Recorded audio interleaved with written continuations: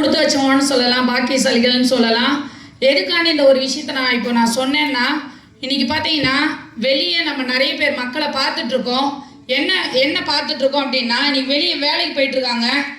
வேலை வீடு வேலை வீடு, ஞாயிற்றுக்கிழமை கிடைச்சா ரெஸ்ட்டு அப்படின்ற ஒரு மிஷினரி வாழ்க்கையில் இன்னைக்கு இருந்துகிட்ருக்காங்க. இன்னைக்கு நம்ம பாக்கியசாலிகள்னு சொன்னது காரணம் என்னென்னா, ஆரோக்கியம் இருந்தால் வருமானம் இல்லை, வருமானம் இருந்தால் ஆரோக்கியம் இல்லை, இதுக்கிடையில் சந்தோஷத்தை எங்கே தேடுறதுன்ற மாதிரி இன்னைக்கு மக்கள் வந்து இருக்காங்க. வெளியே நம்ம பார்த்துட்ருக்கோம்.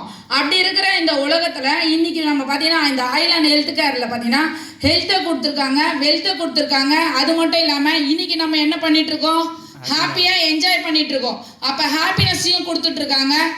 இந்த வகையில் பார்த்தீங்கன்னா நிறைய பேர் வந்து இன்றைக்கி நாங்கள் அச்சீவ் பண்ணியிருக்கோம். எங்களோட இன்னைக்கு நான் இந்த எமரால்ட் ரேங்க்ல நிற்கிறேன்னா இன்னைக்கு நான் மட்டும்தான் மிகையாகாது, என்னோட அசோசியேட்ஸ் எல்லாருக்குமே வந்து இந்த வெற்றியை சேரும்னு சொல்லலாம். ஃபர்ஸ்ட் டைம் பார்த்தீங்கன்னா நாங்கள் ஊட்டி வரும்போது ஒரு 8 பேரை கொண்டு தான் நாங்கள் ஊட்டி வந்திருந்தோம். 7 மந்த் ஆகுது. ஜனவரியில் நாங்கள் ஒரு 8 பேரை கூப்பிட்டு வந்திருந்தோம். அடுத்து பார்த்தீங்கன்னா மைசூரில் 14 பேரை கொண்டு வந்திருந்தோம். இன்னைக்கு பார்த்தீங்கன்னா இந்த கேரளாவில் 32 பேர் அச்சீவ் பண்ணியிருக்கோம். இது எங்களோட வளர்ச்சி அப்படின்னு சொல்லலாம், எங்களோட அசோசியேட்ஸோட வளர்ச்சின்னு சொல்லிக்கலாம்.